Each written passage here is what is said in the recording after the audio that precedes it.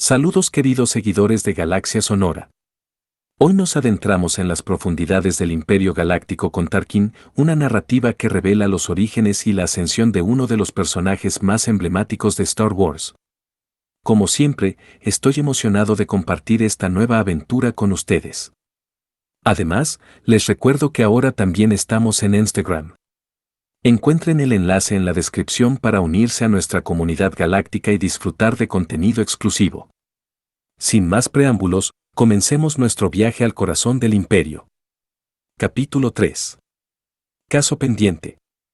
Tarkin caminaba por un separador blindado del hangar de mantenimiento de Centinela. La tormenta había amainado y la base había recuperado la actividad normal, aunque muchos soldados y especialistas seguían asimilando el ataque que habían sufrido.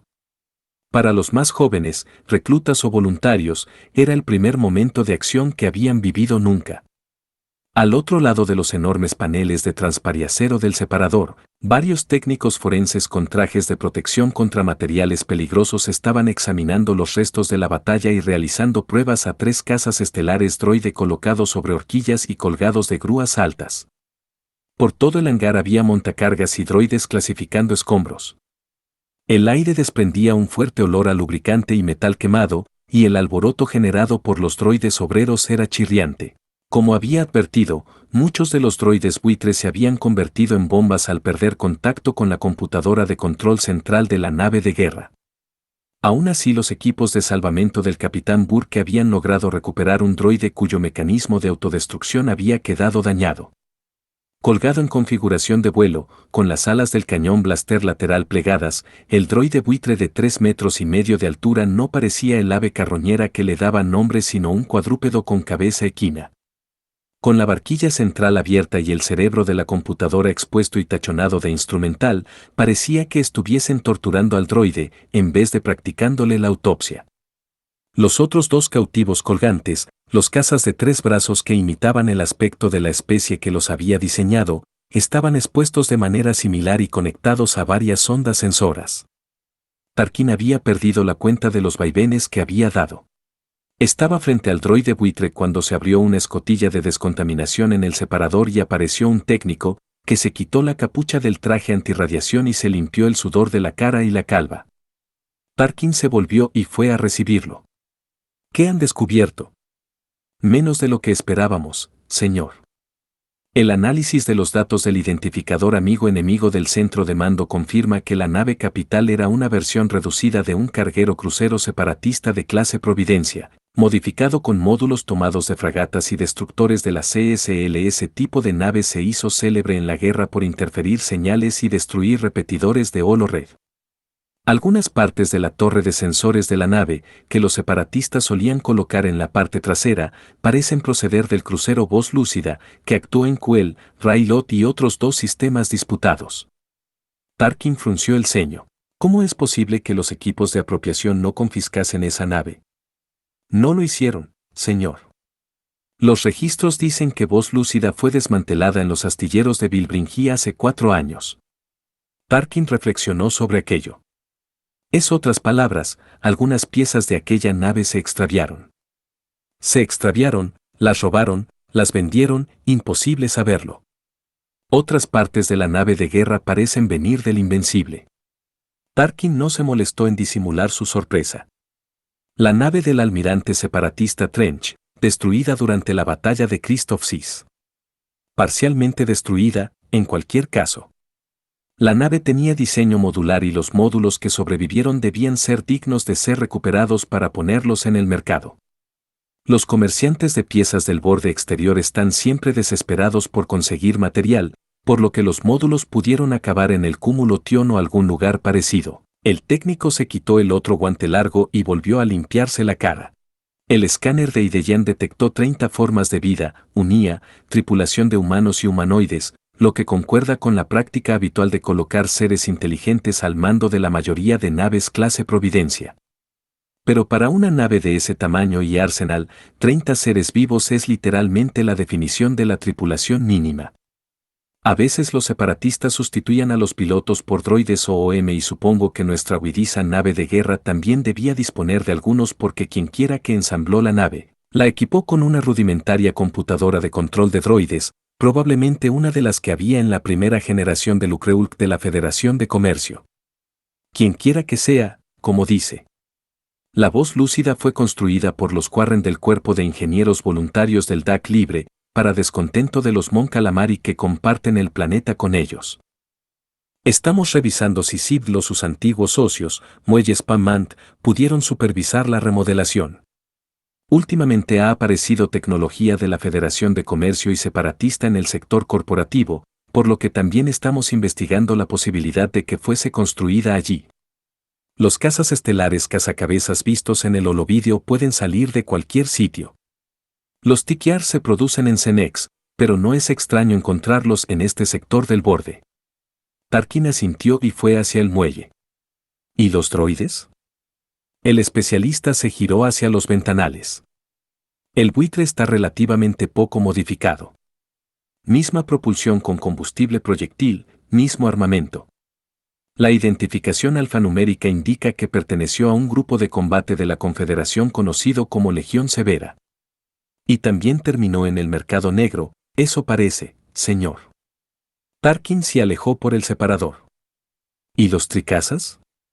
Nada destacable. No tenemos pruebas sobre su origen. Al menos de momento.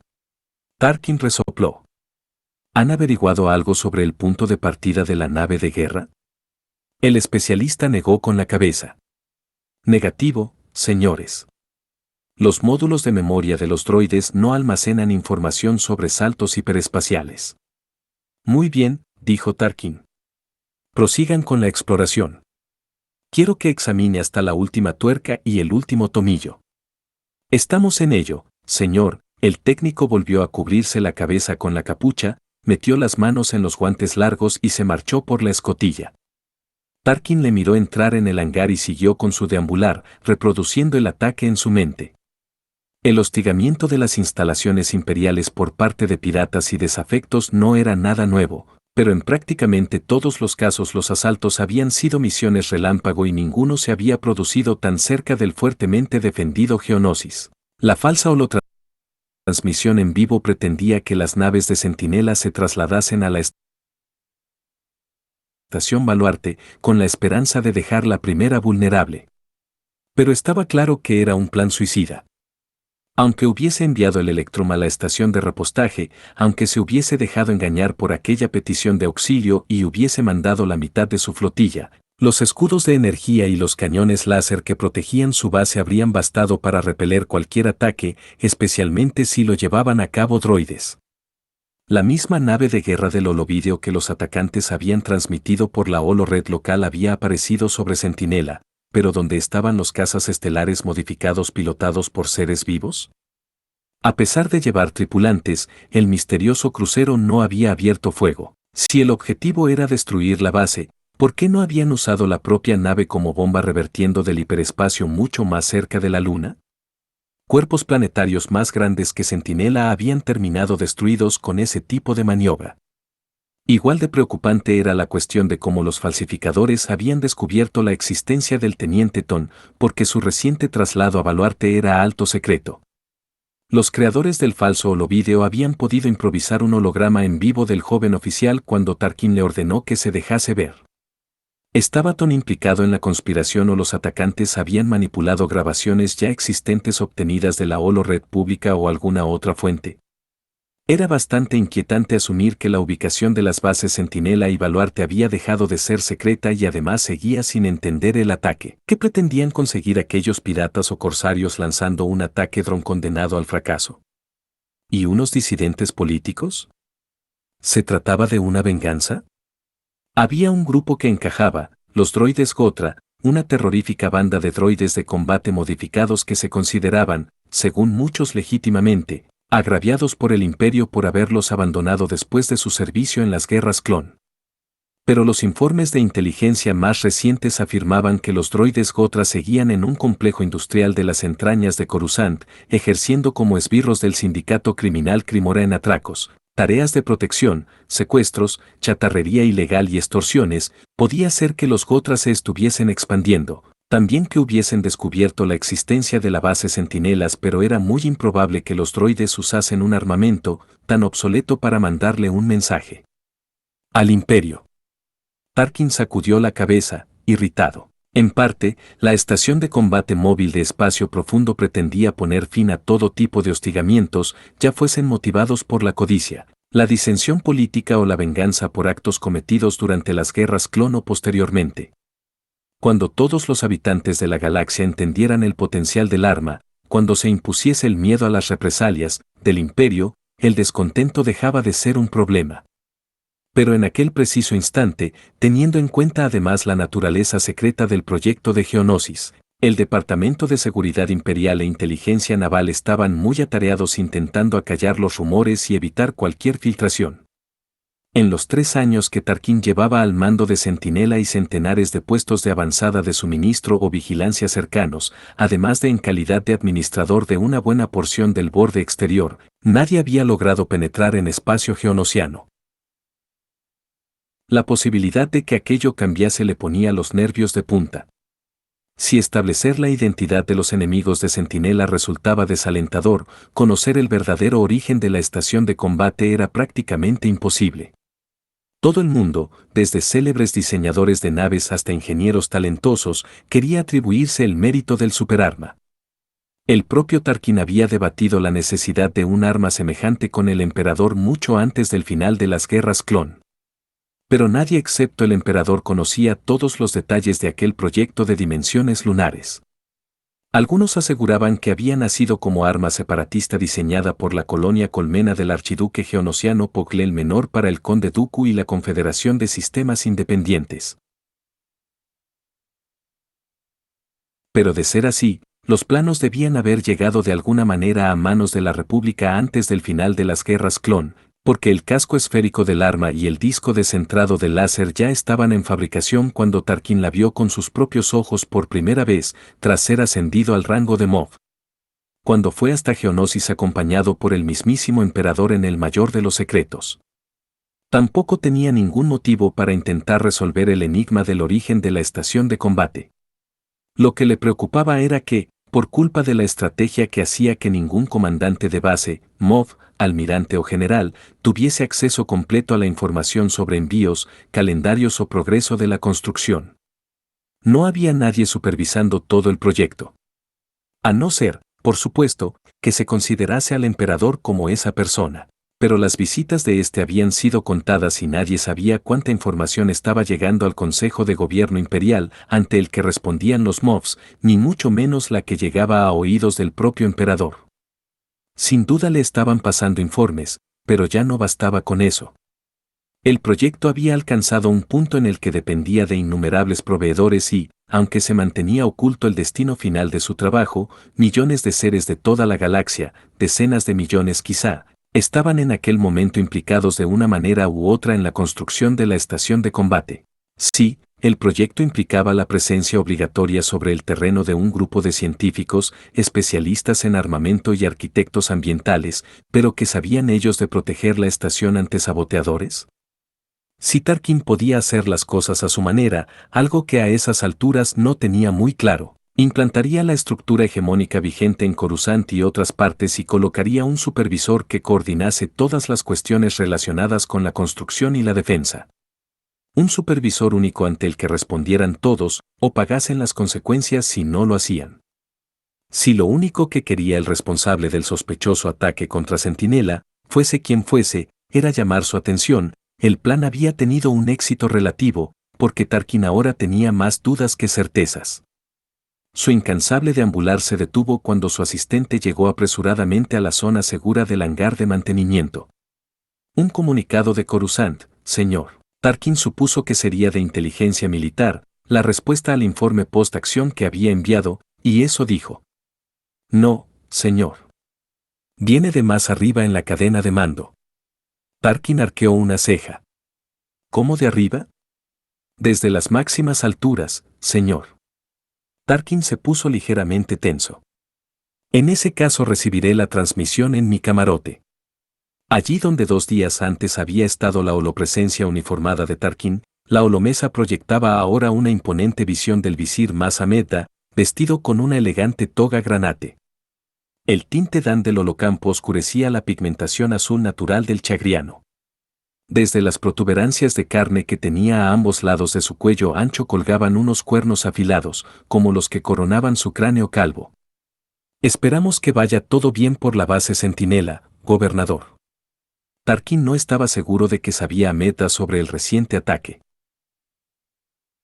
En Coruscant la gente se guardaba la información, aunque solo fuera para mantener su caché. E incluso el líder del Consejo de Gobierno podía no estar al tanto de los detalles que sí conocía inteligencia militar y el almirantazgo. No tiene de qué preocuparse, visir, dijo Tarkin. ¿Ninguna sorpresa, entonces? Solo las esperadas. El ambicioso anfibio se dignó a esbozar una leve sonrisa desde su lado de la holocomunicación. Obstruccionista y crítico durante sus años como vicecanciller del Senado republicano, se había convertido en uno de los asesores más apreciados por el emperador, además de su mejor emisario. Gobernador, se requiere su presencia en Coruscant, dijo Ameda al cabo de un instante. Tarkin fue hasta su escritorio y se sentó frente a la holocámara. No dude que buscaré el momento de hacerles una visita, visir. Disculpe, gobernador, eso no basta. Quizá debería haber dicho que se requiere su presencia urgentemente. Tarkin hizo un gesto desdeñoso con la mano. Lo siento, visir, pero eso no cambia mis prioridades. ¿Qué tipo de prioridades? Tarkin le devolvió la sonrisa sardónica. Probablemente no había nada malo en compartir con Ameda cierta información sobre los envíos de material desde la estación de Solación hasta Geonosis, que incluían piezas fundamentales para el complejo generador de hiperimpulsión de la estación, pero no estaba obligado a hacerlo. Me temo que mis prioridades son confidenciales. Bien. ¿Eso significa que no va a atender la solicitud? Tarkin vio algo en los ojos de bordes rosados del chagriano que le hizo tranquilizarse. Digamos que soy reacio a abandonar mi puesto en estos momentos, visir. Si quiere comunicaré mis motivos al emperador personalmente. Eso no será posible, gobernador. El emperador está ocupado. Tarkin se inclinó hacia la cámara. ¿Tanto que no puede hablar un momento con uno de sus mofe? Ameda impostó un tono hastiado. No soy yo quien debe decirlo, gobernador. Los asuntos del emperador son confidenciales. Tarkin se quedó mirando el holograma. Lo que habría dado su tío abuelo Jova por tener la cabeza de un chagriano colgada en la pared de su cabaña de carroña. ¿Quizá pueda aclararme la necesidad de tanta urgencia? Preguntó. Ameda inclinó su enorme cabeza hacia un lado. Eso debe hablarlo directamente con el emperador, es él quien requiere su presencia en Coruscant. Tarkin reprimió una mueca de desagrado. Podría haber empezado por ahí, visir. Ameda adoptó una expresión altiva. ¿Y habernos perdido este esgrima verbal? La próxima vez, quizá. Tarkin se quedó sentado en su escritorio después de que Ameda hubiese cortado la transmisión y se hubiese desvanecido su holograma. Después, hizo un gesto al droide de protocolo. Voy a necesitar ese uniforme urgentemente, dijo, cuando entró Ra-7. El droide asintió. Por supuesto, señor. Daré instrucciones al sastre para que se ponga manos a la obra. Tarkin hizo aparecer su propia imagen tridimensional uniformada sobre la holomesa y la examinó, acordándose una vez más de Eriadu y el comentario de Jova. Quedará mejor manchado de sangre. Y así llegamos al final de este capítulo de Tarkin. Espero que hayan disfrutado de esta inmersiva experiencia tanto como yo disfruté narrándola. Recuerden que la historia continúa en nuestra comunidad de Instagram. Únanse a nosotros para contenido exclusivo y manténganse al tanto de todas nuestras novedades. Si disfrutaron de este viaje, los invito a suscribirse, activar la campana y compartir estos relatos galácticos con otros amantes de Star Wars. Nos vemos en la próxima página de nuestra odisea auditiva en Galaxia Sonora.